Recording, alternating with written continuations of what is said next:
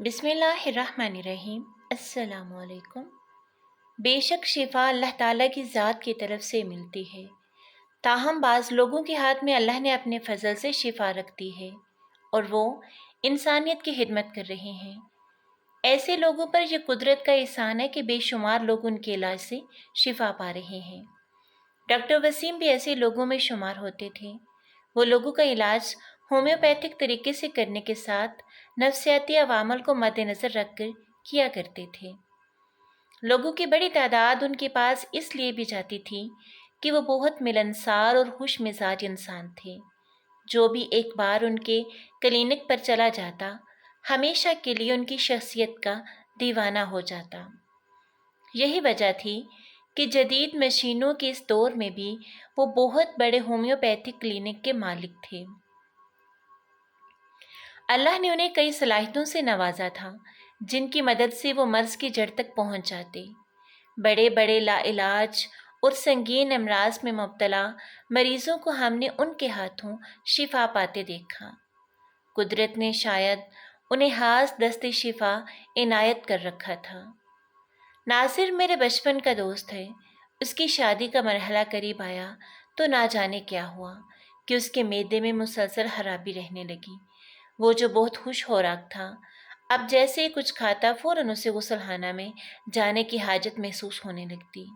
رفتہ رفتہ اس کی خوراک بہت کم ہو گئی اور صحت جو قابل رشک تھی اب جیسے اس سے روٹھ ہی گئی۔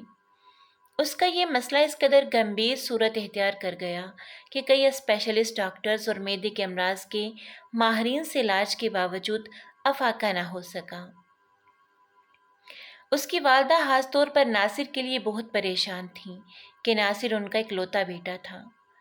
اب اس کی شادی کے دن قریب تھے اور وہ اس عجیب مسئلے کا شکار ہو گیا تھا۔ ایک روز وہ اپنی والدہ کے ساتھ ہمارے گھر آیا تو تائی جان نے اس کے مسئلے کے بارے میں ہمیں آگاہ کیا اور بتایا کہ ناصر کے لیے خاص طور پر الگ سے ہلکی پھلکی غذا تیار کروائی جاتی ہے، مگر اس کے باوجود اس کا مسئلہ جوں کا توں ہے۔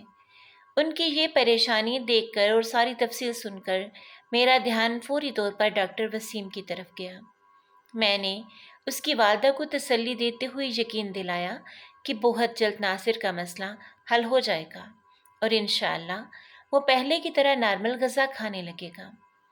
اگلے روز میں ڈاکٹر وسیم کے پاس جا پہنچا اور انہیں تمام تفصیلات اور ناصر کے مسئلے سے آگاہ کرتے ہوئے علاج تجویز کرنے کی درخواست کی۔ ڈاکٹر صاحب کچھ دیر میری باتیں بڑی دلچسپی اور غور سے سنتے رہے اور کئی سوالات کر کے مجھ سے ناصر کے مسئلہ کے تمام پہلوؤں کے بارے میں تفصیلات نوٹ کرتے رہے۔ اس کے بعد وہ بڑے شفقت بھرے انداز میں کہنے لگے، بیٹا تمہارے کزن کا مسئلہ بالکل معمولی نوعیت کا ہے، انشاءاللہ تم دیکھو گے کہ بہت جلد وہ بالکل ٹھیک ٹھاک ہو جائے گا۔ میں نے ان سے کہا، مگر ڈاکٹر صاحب اس کی شادی کے دن نزدیک آ رہے ہیں اور وہ تو کچھ ٹھیک سے کھا پی بھی نہیں سکتا، ہم سب اس کے لیے بہت پریشان ہیں۔ ڈاکٹر وسیم کہنے لگے، بیٹا بالکل فکر نہ کرو، انشاءاللہ کل ہی وہ سب کچھ بالکل نارمل انداز میں کھانے لگے گا۔ میں ان کی باتیں سن کر بہت مطمئن ہوا اور گھر واپس چل دیا۔ اگلے روز میں نے ناصر کو گھر پر بلایا اور پھر اسے لے کر ڈاکٹر وسیم کے کلینک پر پہنچ گیا۔ اس وقت صرف 2 مریض ان سے چیک اپ کروانے کے لیے آئے ہوئے تھے۔ ڈاکٹر صاحب ان سے فارغ ہونے کے بعد ہماری طرف متوجہ ہوئے اور اپنے محسوس انداز میں میرے کزن کو مخاطب کرتے ہوئے کہا، ہاں بھائی برخوردار، سنا ہے تم کچھ کھا پی نہیں رہے، حالانکہ تمہاری صحت اور ڈیر ڈول دیکھ کر تو لگتا ہے کہ تم دوسروں کے حصے کا کھانا بھی کھا جاتے ہوگے۔ میرا کزن بولا، نہیں ڈاکٹر صاحب، اب تو بس پرہیزی کھانے پر ہی گزارا ہے۔ ڈاکٹر وسیم پھر ہنسی مذاق کے انداز میں بولے، نوجوان اب تمہاری شادی ہونے والی ہے، اب یہ ڈر ور چھوڑو اور ذمہ داری اٹھانے کے لیے تیار ہو جاؤ۔ پیٹ کے بارے میں تم بالکل فکر نہ کرو، میں نے تمہارے لیے بہترین دوا تیار کر رکھی ہے، یہ دوا میری ساری عمر کے تجربے کا نچوڑ ہے۔ تم اس کے چند قطرے ابھی میرے سامنے پانی میں ملا کر پی لو، اس کے بعد تم سے اگلی بات ہوگی۔ ناصر نے فوراً ان سے دوا لے کر پانی میں اس کے چند قطرے ملائے اور پی گیا۔ اب ڈاکٹر وسیم بولے، لو جی، اب تمہارا معدہ تمام نقائص سے پاک ہو چکا ہے۔ اب تم مجھے یہ بتاؤ کہ تمہیں کھانے میں سب سے زیادہ کیا چیز پسند ہے؟ ڈاکٹر صاحب، مجھے پیزا بہت پسند ہے، لیکن جب سے پیٹ خراب ہوا ہے میں نے پیزا نہیں کھایا، ناصر نے جواب دیا۔ تو ڈاکٹر فاروق نے اس کی آنکھوں میں دیکھتے ہوئے کہا، ناصر بیٹا، جاؤ اور اپنے پسندیدہ مقام پر جا کر پیزا خریدو اور دل بھر کر کھاؤ۔ میں دعوے سے کہتا ہوں کہ اگر تمہیں کچھ ہوا تو میں پریکٹس چھوڑ دوں گا۔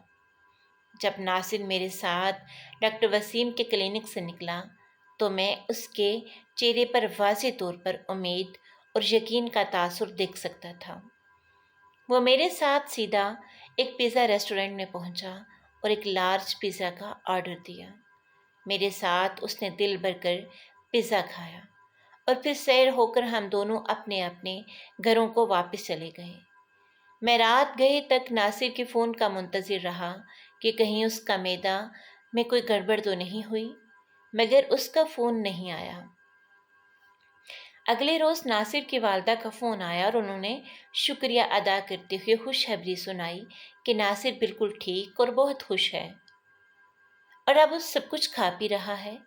یہ سن کر میں بہت خوش ہوا اور اس کی والدہ کے ساتھ ساتھ ناصر کو بھی مبارکباد دی۔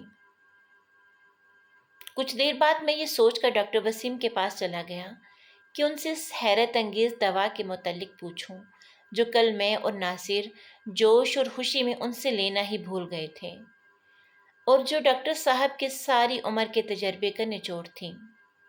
میں نے ڈاکٹر صاحب کے پاس پہنچ کر انہیں ناصر کا سارا احوال سنایا اور ان سے دوا کی قیمت دریافت کی تاکہ اسے خرید سکوں۔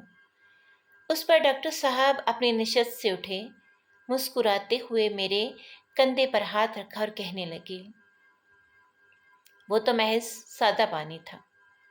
پھر وہ میرے حیرت میں ڈوبے چہرے کو نظر انداز کرتے ہوئے مزید بولے، آپ کے دوست کو در حقیقت کوئی مسئلہ تھا ہی نہیں۔ اس نے محض نفسیاتی طور پر خود کو یہ باور کرا رکھا تھا کہ وہ جیسے ہی کچھ کھائے گا اس کا پیٹ خراب ہو جائے گا۔ میں نے تو بس اسے نفسیات اور ذہنی طور پر مضبوط کر کے اس خوف سے نکالا ہے، اور اب اسے کسی دوا کی ضرورت نہیں ہے۔ میں حیرت و استعجاب میں ڈوبا واپس چلا آیا اور مجھے یقین ہو گیا کہ ڈاکٹر وسیم کو اللہ تعالیٰ نے حقیقتاً لوگوں کے لیے دست شفا عطا کر کے بھیجا ہے۔ اس واقعے کو کئی برس ہو چکے ہیں، ناصر کو اس کے بعد کبھی دوبارہ اس مسئلے کا سامنا نہیں کرنا پڑا۔ اگر سب ڈاکٹر ایسے ہی ہو تو مریضوں کی تعداد بہت کم ہو جائے۔